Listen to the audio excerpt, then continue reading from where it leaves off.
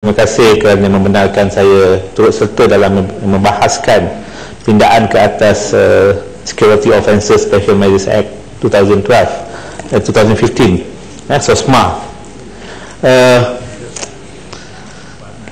Bagi saya lah, apabila kita melihat pada pindaan ini, apa yang saya boleh simpulkan ialah memang dia cuba dengan perkataan lain, cuba membantu pihak pendakwa untuk mendapatkan at all cost conviction.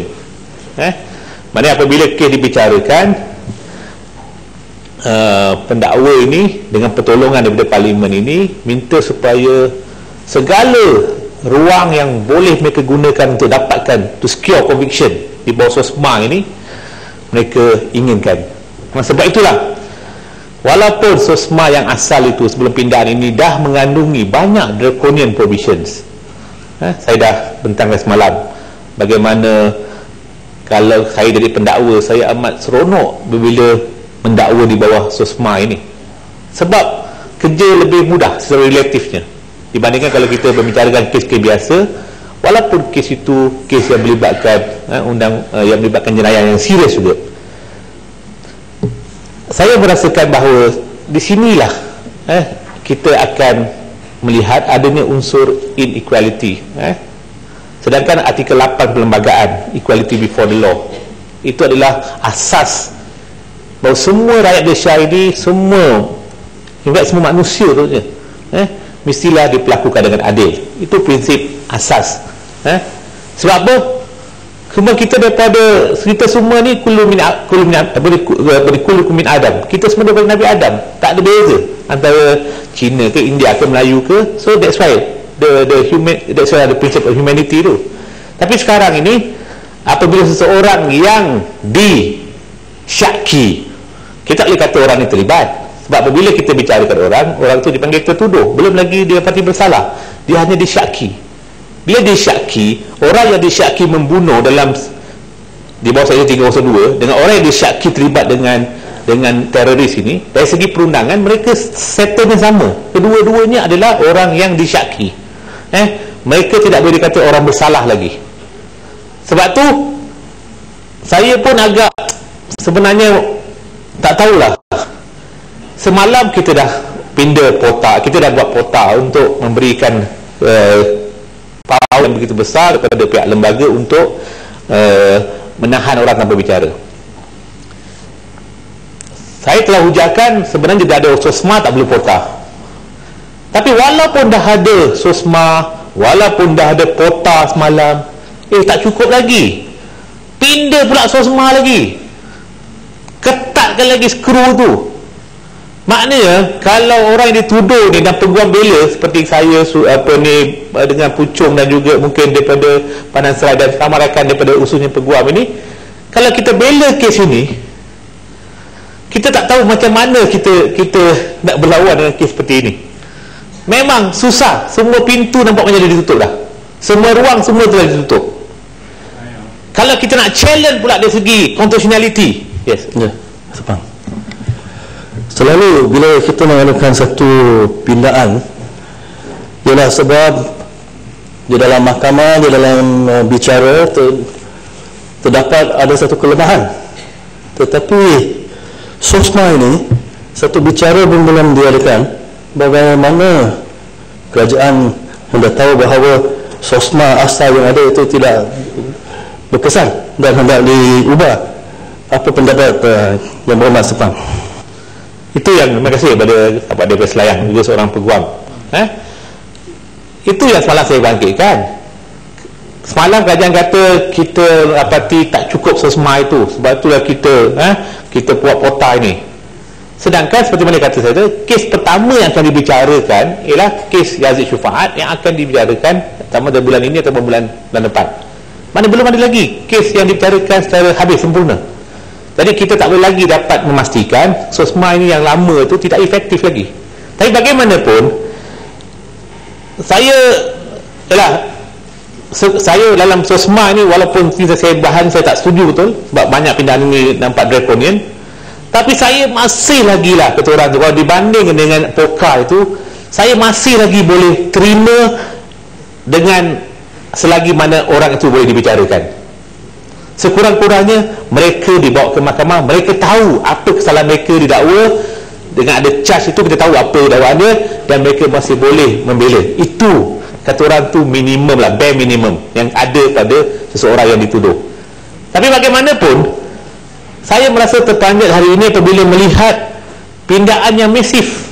Walaupun betul saya setuju dengan Padang Serai tadi, walaupun hanya beberapa section yang nak dicadangkan tu pindah, tapi dari segi impact dia, dari segi kesan dia begitu luas, begitu mendalam. Dia menafikan semua segala prinsip fairness of trial. Kita prinsip-prinsip yang saya telah bahaskan panjang lah dalam poka dulu, dalam pota dan sebagainya, saya tidak bercakap untuk ulang lagi di sini. Saya nak bangkit sikit kepada contoh seperti mana yang kita concern lah, section 18A dan 18B. Dalam perundangan ini, seperti yang dikatakan oleh Padang Serai, evidence ini mesti diberi secara sukarela. Sebab tu dalam perundangan, dalam kes jenayah, kalau sekiranya voluntariness of the statement, of the confession, whatever dipersoalkan, kita akan buat satu dipanggil trial within trial, perbicaraan dalam perbicaraan, untuk nak menentukan voluntariness itu. Sebab prinsipnya begitu mudah, falsafahnya begitu mudah, rasionalnya begitu mudah, iaitu apabila kita mendapatkan sesuatu statement, confession ke, dalam keadaan orang yang memberi statement tidak sukarela memberinya, dipaksa, diinduce, dipujuk, dirayu, bermakna dia mungkin bercakap satu benda yang dia tak buat. Dia mengaku, contohnya dia mengebom walaupun dia bukan bom. Sebab apa? Sebab ada unsur-unsur luaran itu yang mempengaruhi kesukarelaan itu. Sebab itulah mahkamah tak boleh terima. Tapi sekarang ini, sebab itulah dalam undang-undang juga kita dulu ada dipanggil caution statement. Caution statement ni bermakna kita bagi amaran. Kalau awak nak ngaku, nak bercakap, mestilah kamu faham dulu apa kesan dia. Sebab tu dalam undang-undang kita tahu bahawa apabila seorang ditangkap saja, dia ada right to remain silent. Dia ada hak untuk berdiam diri. Sebab apa? Kalau dia Ucung bangun. Saya Sepang hanya berkenaan dengan trial unilateral yang seperti mana Sepang sebut menjadi saluran dalam mana isu berkenaan dengan voluntariness atau kesukarelaan seseorang ataupun keterangan yang diberikan seseorang itu adalah satu aspek kepadanya. Maknanya trial unilateral itu wujud untuk pastikan bahawa seseorang tertuduh atau suspek itu memberi keterangan yang sukarela dan ianya keterangan yang benar. Itu satu. Tapi juga saya nak tanya Sepang pandangan, bukankah ianya juga satu cara dalam mana undang-undang memastikan bahawa pihak-pihak yang menyiasat itu, mereka pun akan berjaga-jaga kerana mereka tahu tindakan mereka itu boleh dijadikan asas perbicaraan itu.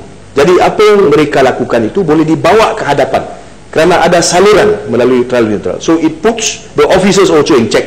Tapi sekiranya trial unilateral ataupun perlindungan itu ditiadakan lagi, maka officers tersebut juga itu mereka akan membuat sesuka hati mereka kerana tidak ada sebarang saluran atau sebarang forum di mana tindakan atau tingkah laku mereka ini boleh dikaji selidik. Apakah pandangan Sepang? Saya amat bersetuju dengan, terima kasih kepada Pucuk, terima kasih. Saya memang bersetuju. Saya rasa selepas POTA ni, POKA semua ni telah diluluskan lepas ni, kalau ini pun diluluskan, berkemungkinan pihak polis akan celebrate, buat dinner, buat parti. It's victory to the police. Kerja kita dah mudah dah. Sekarang kita akan Twitter 24 jam. Kita tak ada kerja lain. That's saya nak dapatkan pandangan kepada daripada Sepang ni. Ya, kalau polis boleh boleh celebrate, itu mungkin satu perkara yang baik, tetapi ada asasnya. Bukankah saya nak dapat pandangan daripada, adakah ada asasnya, ada falsafahnya kenapa kita tidak mau induce sesuatu evidence itu melalui paksaan. Kerana keseriusan SOSMA ini, kita menentang bukan pencuri biasa, kita bukan bertentangan berdepan dengan perompak yang rompak 1-2 keluarga, tetapi ini kumpulan yang mengancam mungkin beratus atau beribu orang. Kalau kita hanya extract information melalui paksaan, bagi satu gambaran yang satu hayalan, seolah-olah masalah itu telah diselesaikan. Dan bukankah ini sebenarnya akan mengancam keselamatan, dan ini defeat the purpose of having this law, kerana kita nak orang dapatkan information yang sahih supaya kita boleh membela, menjaga keselamatan. Tapi ini rupa-rupanya akan defeat the law, defeat the purpose, dengan mendapatkan evidence atau menyelesaikan sesuatu perkara dengan mudah. Apa pandangan Sepang? Saya setuju dengan Batu walaupun sedikit Sepang.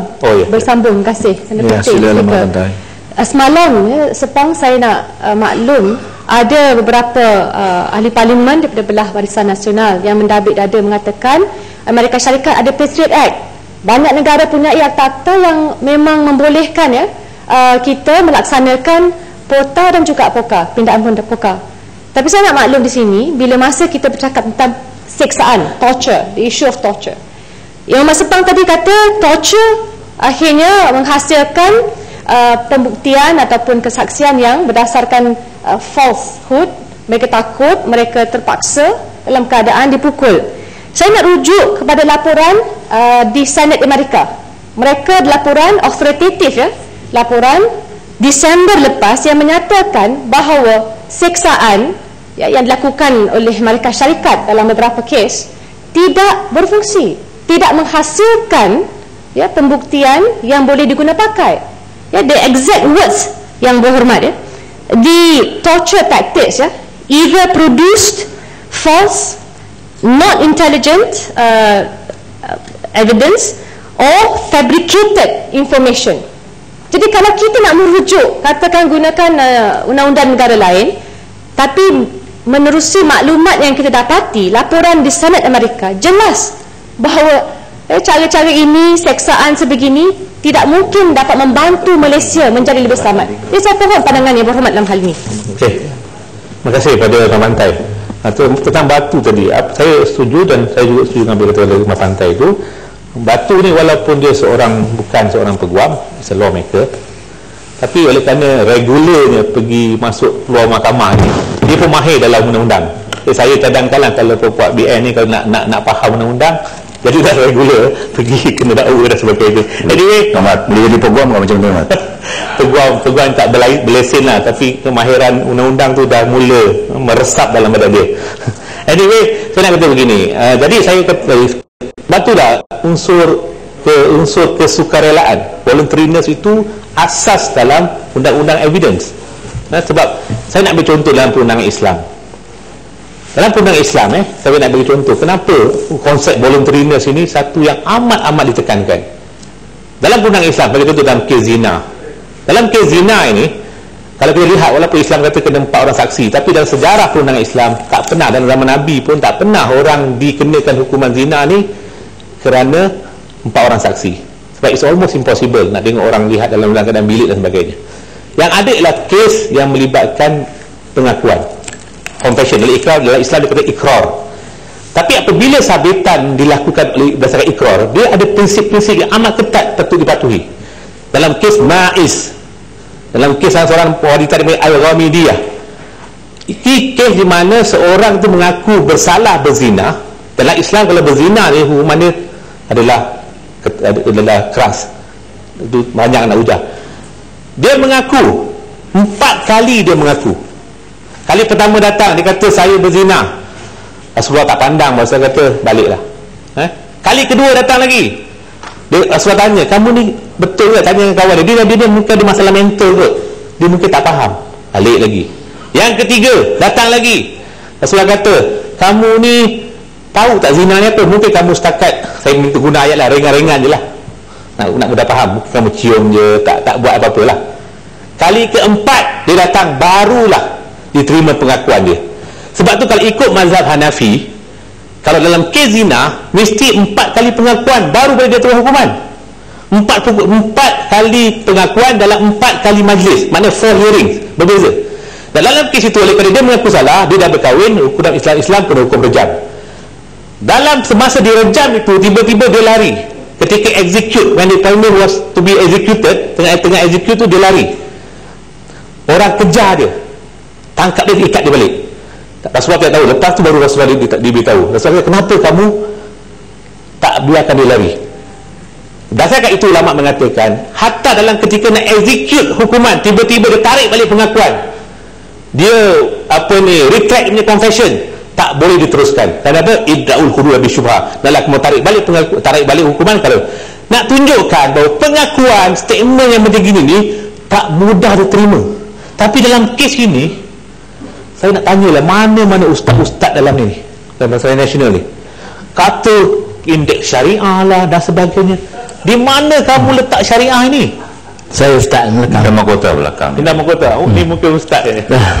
Tuan Ketua, terima kasih Tuan Ketua. Terima kasih Sepang. Tadi Sepang membawa cerita Rasulullah bila seorang yang perempuan datang mengaku dia berzina. Saya baca dalam buku-buku agama, even Christianity, Nabi Isa AS satu ketika telah menoreh-noreh di dalam sebuah gereja. Tiba-tiba datang seorang perempuan, "Oh Jesus, I've committed adultery," dengan izin. Nabi Isa AS buat tak dengar. Kali 2 kali, "Oh Jesus, I've committed adultery," tak dengar enggak. Kali yang 3 barulah Jesus bertanya, siapa di dalam congregation ini, the one without sin, please cast the first stone, dengan izin. Seorang demi seorang keluar, hingga akhirnya tidak ada orang. Maka Jesus beritahu kepada perempuan itu, dia kata, "You go back home and sin no more." Hanya saya nak itu sikit je, tapi saya nak tanya Yang Berhormat, undang-undang ni, kalau kita tengok dia pindaan dengan SOSMA, POTA, pindaan itu, pindaan ini, dengan Akta Sultan, pindah. Mula saya tak nampak, Tuan Ketua, tak nampak apa gambarannya. Dia cat kuning sikit, merah sikit, biru sikit. Tapi bila semua ini dibuat, baru saya nampak bahawasanya kita sedang menuju ke arah satu keadaan di mana rakyat akan ditekan. Satu. Yang kedua saya nak tanya, penggubalan undang-undang ini mestinya dibuat oleh proper draftsman. Kita punya legal draftsman dalam Jabatan Menteri adalah orang yang hebat-hebat pengalaman. Saya bukan daripada legal fraternity, tapi saya nampak bahawasanya undang-undang ini dibuat oleh, minta maaf saya nak cakap Tuan Ketua, bahawasanya seolah-olah dibuat oleh student yang baru belajar undang-undang. Sebab ianya bagi saya lah, pandangan saya yang tidak ada latar belakang guaman, penampak macam dibuat bertentangan dengan perlembagaan. Itu yang apakah pandangannya Sepang? Okey, terima kasih kepada sahabat Indah Mahkota. Saya nak mengatakan beginilah. Sebenarnya yang tentang Kristian tu saya tak arif, saya tak boleh nak membuat komen. Tentang dia kata wujudnya akta ini akan menekan rakyat. Sebenarnya dah ditekan pun. Kita sebenarnya telah ditekan dah. Dengan wujud benda ni lagi ditambah lagi tekanan itu. Klan bangun ya. Oh yes. Minta pandangan dan juga penjelasan. Terima kasih Tuan Musi Wabi Sepang. Tadi dalam mukadimah yang dikemukakan oleh Sepang mengatakan bahawa undang-undang ini ditulis untuk mendapat conviction oleh DPP. Oleh kerana itu undang-undang itu disusulkan ataupun develop in such a way, diketatkan supaya mendapat conviction at all costs. Tadi yang dihujahkan oleh Imam Sepang. Soalan saya sekarang ialah, kalau pandangan itu betul, apakah akan jadi kepada status kehakiman ataupun quality status kehakiman di Malaysia berbanding dengan apa yang kita amalkan di Malaysia, iaitu separation of powers di antara kehakiman dan juga eksekutif. Nampaknya sekarang polis telah menjadi lebih berkuasa daripada sistem kehakiman. Itu pada apa saya dengar daripada semua lawyer-lawyer dan juga ahli parlimen yang bahaskan isu ini. The police have become more powerful than the judicial system, Dan juga kita baru-baru ni kita dapati bahawa lembah pantai pun telah dipanggil oleh polis dan beliau hujar di parlimen. So is there a systematic abuse by the police and the government of the system of judicial system in the country? Minta pandangan. Sebelum saya respon pada Kelang ni, pertama tadi daripada apa ni, Indra Mahkota bahawa saya rasa saya bersimpati dengan draftsman ni daripada Peguam Negara. Kita tak boleh nak salahkan mereka. Pertamanya, mereka ni pun dipaksa. Sebenarnya mereka pun disosmakan juga oleh Kerajaan Besar Nasional ni. In other words, disosmakan, dia kata mereka juga dipaksa buat. Okey, sekarang ni kehendak. Sebenarnya undang-undang ni adalah apa yang dikehendaki oleh undang-undang ni represent the wills of the government of the day. So kehendak kerajaan sekarang ni, kami nak berkuasa terus kalau boleh sampai kiamat. Macam mana caranya? Maka dia kata kita kena buat undang-undang yang kami nak undang-undang draconian. So kami minta kamu buat. Macam mana kamu nak draft tu kami tak tahu, tapi kami nak kamu buat. Ini masalahnya. Kita nak salahkan mereka pun tak boleh. Sebab mereka pun, kalau mereka bersama Kerajaan Pakatan Rakyat, mungkin mereka lebih mudah sikit, tak perlu nak kena bekerja buat undang-undang seperti ini. Tapi oleh kerana mereka bersama Barisan Nasional, kita harus bersimpati dengan mereka. Sebab tu kita minta mereka tak apa, buat kerja. Sebab dalam dinasti Fir'aun pun, dalam tu ada orang-orang yang beriman yang sanggup juga lawan Fir'aun secara senyap. Jadi kita harap orang-orang yang buat undang-undang ni jangan salahkan mereka. Kita kesian pada mereka. Tapi kita nak beritahu bahawa sebenarnya undang-undang seperti ini dia tidak boleh bagi tak boleh menyelesaikan masalah yang kita nak cuba tentangani ini. Tentang daripada apa ni Kelang tadi. Ini apabila undang-undang dibuat ni, mahkamah ni dia kena, orang kata you have to interpret the black letters of the law. The black letter maknanya ayat-ayat dalam perundangan. Kalau ada hakim yang mungkin dia ada unsur dia jelas, yang mungkin dia tidak berpahaman positivis. Kalau kita belajar jurisprudens ni, dia ada banyak mazhab pemikiran. Ada positivis, ada naturalist. Sebab orang yang berpahaman naturalist, dia kata undang-undang ni kalau tidak ada justice is not a law. Bagi orang positivis, law is any law yang command of the sovereign backed by sanction. Maknanya apa undang-undang yang dibuat oleh kerajaan ada ni, kita kena ubat. Undang tu zalim tak zalim, itu soal nombor 2. Jadi yang saya lihat sekarang ni, undang-undang ni dari segi spirit dia pun bertentangan dengan perundangan, dari segi letters of the law, dari segi ayat-ayat dia pun bertentangan dengan prinsip-prinsip keadilan. Syah Alam celah jangan bercamah. Ya. Hari ni kawan berfaham, kawan sendiri berfaham. Okey lah tu. Ya, hari ni boleh lepasnya kan. Peguam-peguam lah kita beri keutamaan kepada peguam, kita tak berhujah Datuk Speaker, Yang Berhormat Sepang, saya bukan apa, tapi pasal istilah-istilah yang kita gunakan ataupun kalimat-kalimat yang kita gunakan kadang-kadang mengelirukan. Bila kita kata kita undang-undang yang seperti ini tidak memberikan perlindungan kepada yang tertuduh, ada juga yang di kalangan MP Barisan Nasional dia kata nak beri perlindungan pada penyedayah, buat apa? Ini yang masalahnya. Kerana mereka tak faham bahawa persoalan perlindungan kepada yang tertuduh itu, kerana dia belum lagi dibukti sebagai orang yang bersalah, maka perlindungan kepada yang tertuduh ini ianya bertujuan untuk menjamin keadilan. Ini yang terpenting. Tapi apabila kita lihat kepada rang undang-undang yang kita duk bahas 2-3 hari kebelakangan ini, saya merasakan bahawa persoalan keadilan itu bukan lagi jadi isu. Seperti mana yang disebut oleh Sepang tadilah, saya rasa saya pun boleh bersetuju. Ianya dirangka dengan tujuan untuk mendapatkan disabitkan kesalahan, walau dengan apa cara sekalipun nak disabitkan kesalahan. Maka perlindungan itu yang bertujuan untuk menentukan dan menjamin keadilan ini diketepikan dengan sepenuhnya, supaya orang yang tertuduh itu terdedah kepada segala kekuatan institusi perundangan kerajaan yang bertujuan untuk menyatakan dia bersalah. Adakah konsep yang sebegini, yang berhormat Sepang, bersesuaian dengan perintah Allah Azza wa Jalla yang berbunyi a'udzubillahi minasyaitonirrajim fa idza hakamtum bainan nas an tahkumu bil adl. Ini merupakan satu perintah yang bagi kita kena tentukan bahawa sistem pengadilan itu akan menjamin keadilan dan bukan menjamin sabitnya kesalahan walau dengan apa cara sekalipun. Apa pandangan Sepang? Ya, Sepang boleh gulung. Okay, terima kasih. Terima kasih kepada Syah Alam ni, salah seorang lagi the regular ni yang kena tangkap, yang memahami undang-undang dengan baik. Selepas dia tangkap pukul 3:20 pagi, ilmu dia makin mendalam tentang undang-undang. Itu macam nak beri galakan supaya ditangkap. Dia minta tarik balik lah.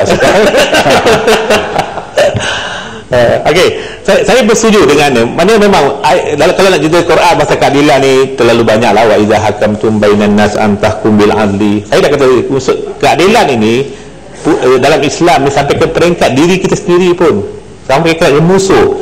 Ini super. Sebab tu dia kata dalam Islam justice is absolute. Absolute in the sense that whatever it comes, you kena dispense justice ini. Sebab tu dalam perundangan Islam, hatta apabila dalam keadaan satu suasana di mana orang Yahudi dengan orang Islam bermusuh, tiba-tiba turun ayat Quran yang membebaskan orang Yahudi daripada tuduhan orang dibawa oleh orang Islam. Ayat dalam surah An-Nisa 105, inna anzalna ilaikal kitaba bil haqq litahkuma bainan nas lima araqallah wala taqulil khaina khasima. Bacalah dia punya tafsir. Dia kata siapa? Ini kisah seorang Islam nama dia Tu'ma Ibn Ubairik. Dia ni curi baju orang, dia orang Islam curi baju besi, lepas tu dia letak baju besi ni ke rumah orang Yahudi. Ketika tu hubungan orang Islam dan orang Yahudi dalam keadaan gawat, tegang, bermusuh. Tiba-tiba orang Yahudi ni dikenakan tuduhan yang palsu. Patutnya kalau Islam berdasarkan nasionalisme, berdasarkan bangsa perkauman, kita akan memihak kepada orang Islam.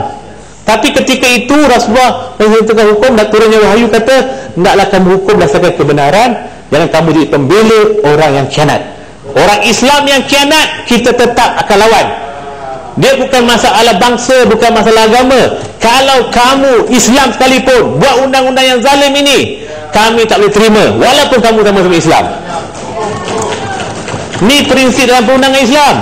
Sebab tu Allah kata wala taqulil khaina khasima, jangan jadi kamu penolong, pembantu. Sebab tu dalam Islam tak boleh kompromis kezaliman. Wala tarkanu ilal ladzina zalamu fatamassakumun nar, janganlah kamu cenderung kepada kezaliman. Cenderung pun tak boleh. Wahai Tanjung Karang, cenderung pun tak boleh. Tanjung Karang tak dalam dewan. Tak dalam dewan, tak apa, biar didengar. Ibu Barat ada, Ibu Barat ada. Cenderung pun tak boleh. Sebab tu apabila seorang yang berpangkat besar pukul orang rakyat biasa, Sayyidina Umar panggil, Sayyidina Umar kata, "Ma tasta'tubun nas waqad waladatum ummahatum ahrara." Sejak bilakah kamu memperhambakan semua manusia dalam keadaan mereka dilahirkan dalam keadaan bebas? Ya, boleh habiskan ya, Umar. Itu dah semangat ceramah tu. Itu yang kata, saya tu macam takut tu panjang nanti. Saya nak katakan, kalau hari ni tadi saya setuju dengan apa ni Kinabatangan. Dia kata CPC ni banyak yang bertentangan dengan prinsip. Saya nak beritahu dengan apa ni, dengan Kinabatangan dan juga rakan-rakan sewaktu dengannya. Kalau kamu bandingkan pindaan CPC, kalau yang berhormat merasakan bahawa pindaan CPC itu banyak kezalimannya, saya nak katakan yang SOSMA ni lagi teruk. Lagi banyak pindaan ini yang mencekam, yang boleh disalahgunakan. Kalau sekiranya yang berhormat, yang dihormati, yang dah tahu apa dia justice, setelah Pakatan Rakyat memberikan ceramah yang dua hari kat sini. Tolong bersama kami. Tadi kami sokong kamu, tadi kami sokong yang berhormat daripada Barisan Nasional. Sekarang tolong kami, sokong pula kami. Kami minta tarik balik ini. Sikit je sebelum dia menggulung, sikit je. Saya nak tanya yang berhormat, saya ni tak kerti undang-undang. Nak tanya, kalau sekiranya undang-undang itu laksana, ke adik-beradik menteri, ke anak-beranak menteri, pok saudara menteri, ke ahli parlimen Barisan Nasional boleh kena tak undang-undang ni? Saya tanya. Dia boleh, terima kasih, dia boleh terpakai oleh semua orang. Sebab tu semua orang daripada ancaman. Bayangkan kalau seorang suami dengan isteri, dia kalau bukan saja, kalau katakan dah bercerai dah, dia dalam ayat undang-undang dia kata, kita tengok 18 apa ni, section 18B, the person who is or has been married shall be compelled to disclose any communication made to him during marriage by the person to whom he is or he has been married. Maknanya kalau dah berlaku je penceraian tu sendiri, dia masih lagi boleh dipaksa.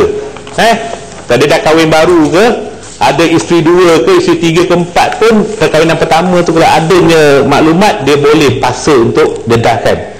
Ini terang-terang lah bagi saya tak pasti, mungkin orang kita kena lihat dari sudut syariah, adakah ini boleh dibenarkan. Dan ini bagi saya tak baik juga pasal saya. Ni kalau isteri yang dicerai, dia marah dengan suami dia nak kenakan bekas suami dia, peluang keemasan. Undang-undang ini memberikan ruang, memberikan segala ruang untuk perkara itu boleh berlaku. Sebab itu yang terakhir saya kata tadi, kalau kita lihat tengok section 20 tu, dia revamp everything, all documents. Dulu dokumen je, asal dia pindah ni, asal akta ibu hanya all documents, tapi dia kata all document, all things seized, whatsoever obtained.